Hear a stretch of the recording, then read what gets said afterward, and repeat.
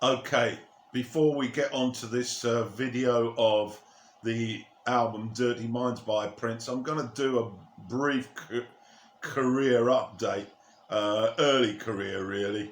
There's so much material about this man, not surprisingly really, but I'm just going to briefly describe the early stuff in case you aren't aware. He was born in 1958, sadly died in 2016. An American singer-songwriter, musician, record producer, dancer and actor, widely regarded as one of the greatest musicians of his generation, a multi-instrumentalist who was considered a guitar virtuoso. He was well known for his eclectic work across multiple genres, flamboyant and having an androgynous persona and wide vocal range, which included a far-reaching falsetto and a high-pitched scream. Let's move on to his early life now. And he was born in Minneapolis in Minnesota, the son of a jazz singer, Matty Della, maiden name Shaw, and pianist and songwriter John Lewis Nelson. All four of his grandparents hailed from Louisiana, and Prince was given his father's stage name, Prince Rogers, which his father used while performing with his mother in a jazz group called the Prince Rogers Trio. Well, in 1991, Prince's father told a current affairs journalist that he named his son Prince because he wanted him to do everything I wanted to do. Prince was not fond of his name and wanted people to call him Skipper, a name which stuck throughout his childhood. He had a younger sister, Tycho, who was born on May the 18th, 1960, and both of them were interested in music, following in their father's footsteps.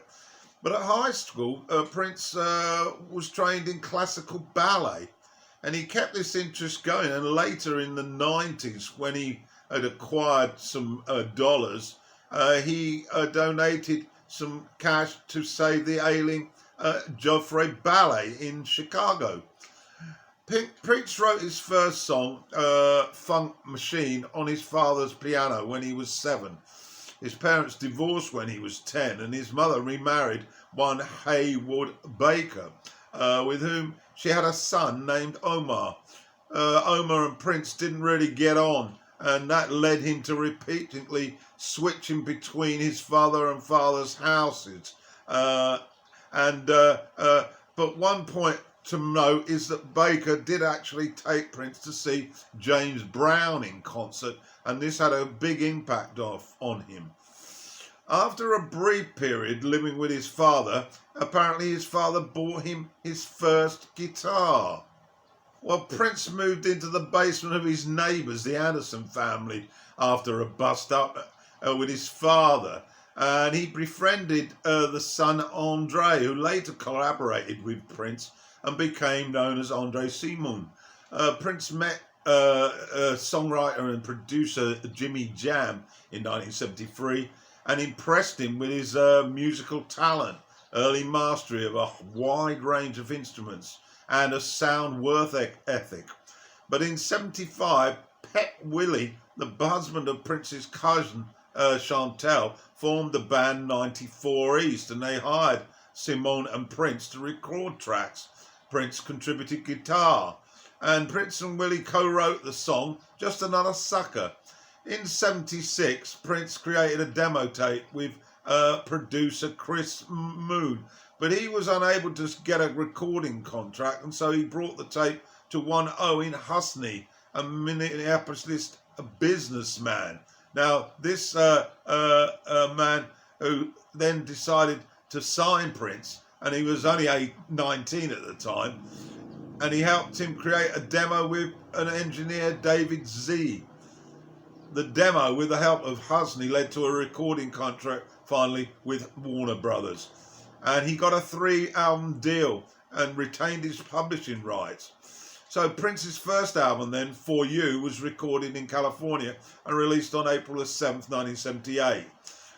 Allegedly, Prince wrote, produced, arranged, composed and played all 27 instruments on this recording, except for the song Soft and Wet. In 1979, Prince's first band was established with Andre Seaman on bass and Des Dickinson on guitar, Gail Chapman and Dr. Fink on keyboards, and one Bobby Z on drums. Then his first show was the Capri Theatre on January the 3rd, 1979. Later that year, in October, Prince released the album self-titled Prince, and it got to number 4 on the Billboard Top R&B Black Albums chart and number 22 on the full Billboard 200, and it went platinum. 2 big hits, Why You Want to Treat Me So Bad and I Want to Be Your Lover, which sold over 1 million copies and reached number 1 for 2 weeks on the Hot Soul Singers charts. And Prince performed these songs on American Bandstand at the beginning of 1980. So we then come to this album, which was released in 1980, the Dirty Mind album. All that information, by the way, is on a link to Wikipedia. I make no apologies for going through it. I think it's pretty important to see where these great musicians came from. And now let's get on to the review. So track 1 from this 1980 album by Prince, Dirty Mind. And what an absolute gem it is. It's the title track, and it's full of sex, full of punk and full of funk and lush love. It's got a great dance rhythm. His singing is so full of lavishness and seduction. It's an absolute cracking dance track, 4 minutes and 11 seconds. And it really sets this album up, which became actually the first album to burst into the scene, really, for the public. Prince, the listening public fell in love with it, and they did it in droves. I think it's adorable, but it took a long time for me to get to that stage. Initially, I thought it was pretty boring and monotonous, but it certainly isn't that. This album is way up there at the top of Prince's tree, and I play it a lot. So, to track 2, When It Were Mine, which was an absolutely huge hit for him, and quite rightly so. It's got such a catchy rhythm, great vocals, and once again makes you shake those hips. But ironically, at the time, the masculinity was being questioned with regard to Prince, which now seems absurd now, considering the sexual innuendo in his lyric and the way he was singing. Previously, back in musical history, the Motown soul giants of the 50s and 60s were all portrayed as virile pillars of masculinity, macho even though the music was similar in origin. But Prince showed an audacity by using female musicians and sounding girly-like in his vocal delivery.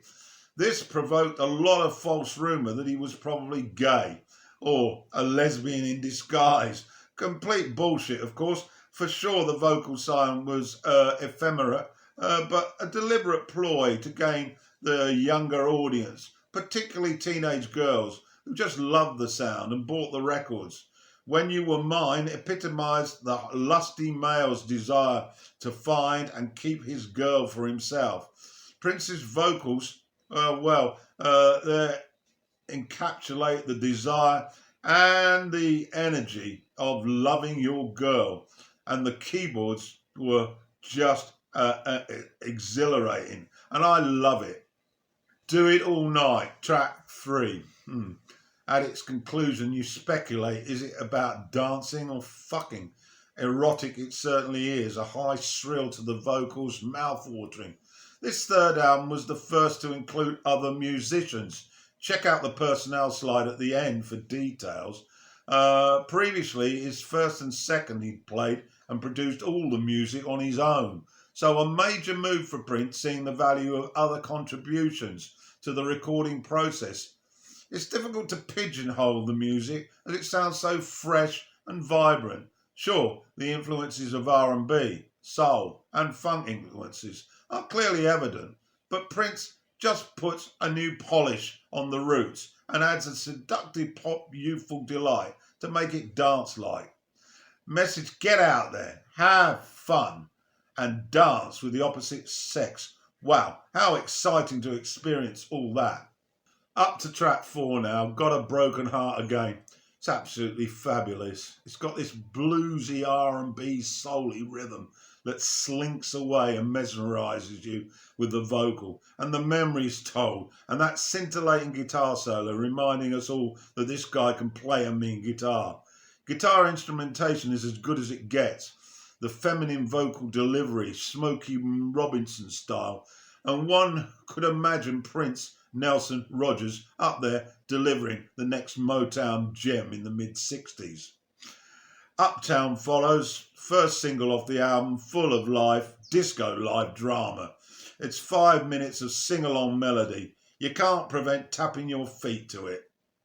Track 6, Head. It involves 2 members of his band, Lisa Coleman on backing vocals and Dr. Fink on synthesizer.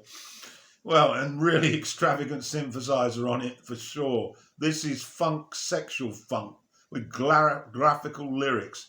It gyrates upon release. It shook the senses, and this was just before AIDS arrived on the doorstep of stardom and society. Blatant it is. Liberals will smile appreciatively. Conservatives will be full of shock and horror and shout, ban. Greater insight into Prince's views on what stardom enabled him to get away with this. Music full of panache is what I see it. Lyrically, well, he meets a virgin, played with drawing deadpan glee by Coleman, on the way to her wedding, and she gives him what the song celebrates. This results in a manoeuvre on her gown, so she dumps her plans and marries him instead. What a wonderful story. As suggested by this, his thorniest, most authoritarian early groove, this isn't necessarily a wise choice.